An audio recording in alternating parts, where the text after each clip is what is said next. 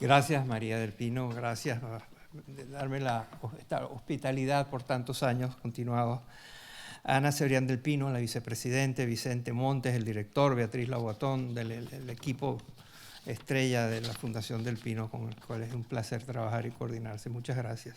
Y muchas gracias a ustedes por encontrar el tiempo, hacer el tiempo de estar aquí conmigo, con nosotros, esta tarde a hablar de temas que nos son relevantes para todos nosotros. El mundo es siempre caótico, volátil, impredecible. Eso lo sabemos, lo sufrimos, lo vivimos. Pero en los últimos años esto se ha acelerado y se ha agudizado. La inestabilidad, la impredecibilidad están cada vez más presentes. Todos sentimos que las cosas que vienen, cambios grandes, que sabemos nos van a impactar, pero no sabemos cómo impactan a nosotros, a nuestra familia, a nuestro trabajo, a nuestro gobierno, a nuestro país. Hay cambios inéditos, cambios que no tienen precedentes, que estamos enfrentando. El cambio climático, por supuesto, que es un ejemplo importante. La pandemia del COVID, las pandemias no son nuevas en la historia de la humanidad, pero esta es una pandemia posmoderna del siglo XXI que nos agarró con otras características. Las nuevas tecnologías que van a cambiar el mundo, no hay duda que la inteligencia artificial va a cambiar el mundo y ya lo está cambiando. No hay duda que la edición genética, el CRISPR, que la edición de genes va también a tener consecuencias. Las formas de conseguir y producir energías y energía también está siendo transformada radicalmente. Pero no solo hay problemas inéditos, nuevos, que no tienen precedentes, también hay otros que son problemas preexistentes, eran condiciones ya existían. Algunas eran latentes, estaban a fuego lento ahí, más o menos hirviendo un poquito, pero ahora están descontrolados, están en plena ebullición. Los ejemplos más evidentes de esto son las guerras. Estamos viendo guerras, siempre ha habido, guerras siempre hay, pero en este caso el tema que en el siglo XXI, en el centro de Europa, haya una pelea por el rediseño de las fronteras, es algo que nos ha dado mucho que pensar y también nos sorprendió de muchas maneras. Las guerras en el Medio Oriente, que también son perpetuas, pero entre sus oscilaciones esta es una de las grandes, Sudán, etcétera, las fricciones geopolíticas. En fin, puedo continuar con una larga lista y mis colegas tienen también sus ideas y puntos de vista sobre esto, así que no me quiero extender, pero decidí que iba a escoger un tema que creo que merece atención y que no recibe la atención que normalmente debería recibir. Y es que el fracaso gubernamental es una tendencia mundial. Muéstrenme un país exitoso, un gobierno exitoso. Probablemente sería algún escandinavo, Singapur, pero la lista no es muy larga. Y de hecho, hasta los ejemplos que se solían poner de los escandinavos ahora están en dudas porque también los países escandinavos han entrado y han sido afectados por todas estas tendencias que están transformando todo, la política, la ciencia, la sociedad, etc., ¿no? Esto tiene mucho que ver con la falla del gobierno, las fallas de gobierno. Pero ¿por qué los gobiernos fallan tanto? ¿Por qué es tan difícil encontrar gobiernos que logran tener éxito, ¿no? La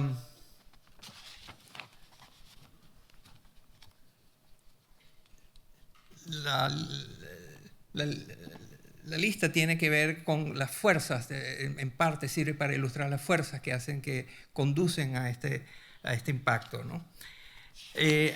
Hay muchas razones para ello, no me quiero extender demasiado, pero para mí una de las más importantes es lo que yo llamo la paradoja de Lagos.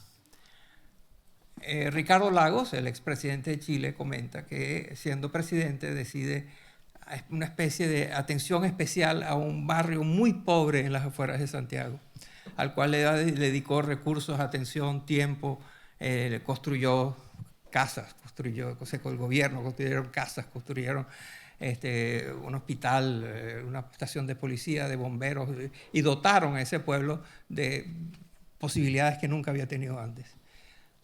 Cuando llegaron las elecciones apareció la paradoja de Lagos, que es que ese barrio no votó por Lagos, no lo religió. cuando fue a investigar por qué había pasado eso, por qué, después de tanto esfuerzo, cómo lo dejan así, la persona con la que estaba hablando es que no nos construiste garajes, parqueaderos. ¿Cómo es eso? Bueno, no tenemos dónde estacionar el coche. Pero cuando yo te construí la casa no tenías ni casa, ni coche, ni parqueadero, ni nada. Eran las expectativas y eso fue documentado en el año 68 por Sam Huntington, un profesor de Harvard, en un libro muy importante que se llama El cambio político en sociedades en desarrollo. Y él explica que cuando una sociedad entra en convulsiones y efervescencias políticas, inevitablemente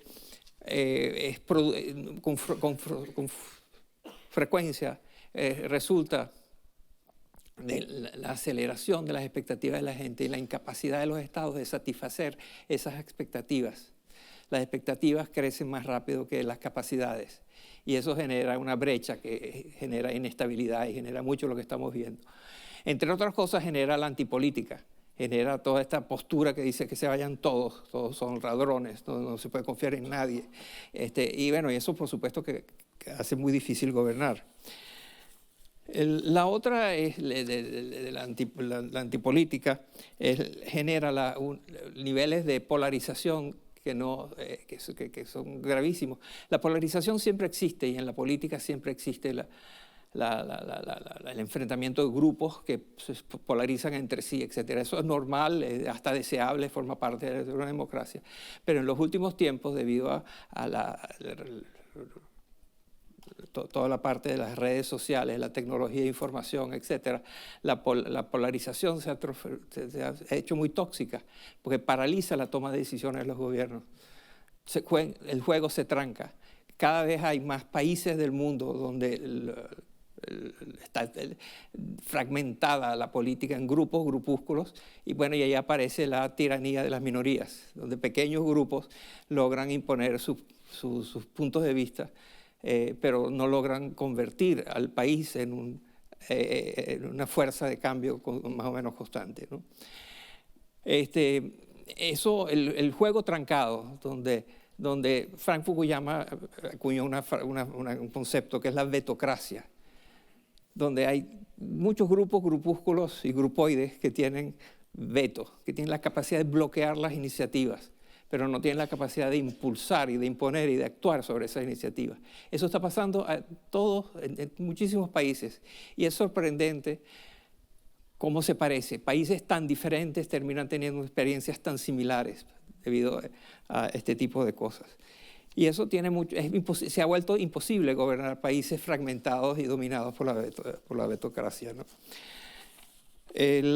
Y bueno, ahí hay otros factores que supongo que podremos discutir, otras determinantes y que ustedes también podrán mencionar y aportar en las conversaciones.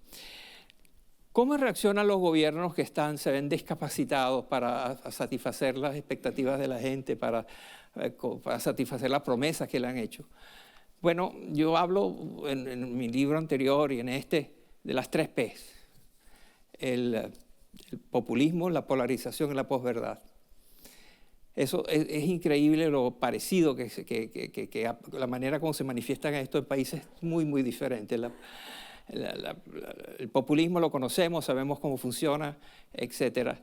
La polarización ya la mencioné. Y la posverdad es esta nueva vida en la que estamos, en que no sabemos en quién creer, en quién confiar, qué pensar, qué datos hay, qué es cierto y qué no es cierto. La vida incierta hace también muy difícil gobernar porque nadie cree en nadie. La compañía Edelman es una compañía de consultoría que desde hace ya décadas hace una encuesta sobre confianza. El mundo vive una profunda crisis de confianza, donde nadie confía en nadie. Y esto se ha venido acelerando, se ha venido agudizando, donde entonces si con la falta de confianza más la tecnología alimentan y nutren esta polarización tóxica.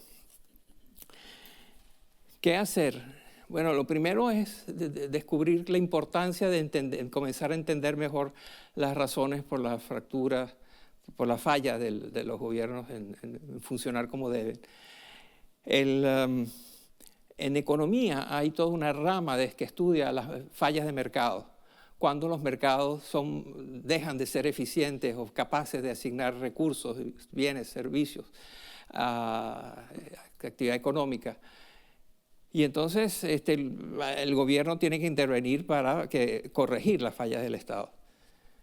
Bueno, hay una literatura gigantesca, y aquí está Luis Garicano, que conoce muy bien esto de las fallas del mercado.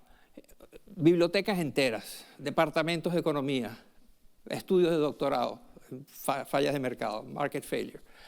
Cuando van a buscar lo mismo sobre government failure, no van a encontrar nada. La falla gubernamental no aparece, no está en la agenda de investigación, de pensamiento de los gobiernos, de la gente. Sabe que hay muchos problemas, pero no se dan cuenta que son víctimas de una tendencia mundial que está arrasando a gobiernos en todas partes y, en efecto, descapacitándolos.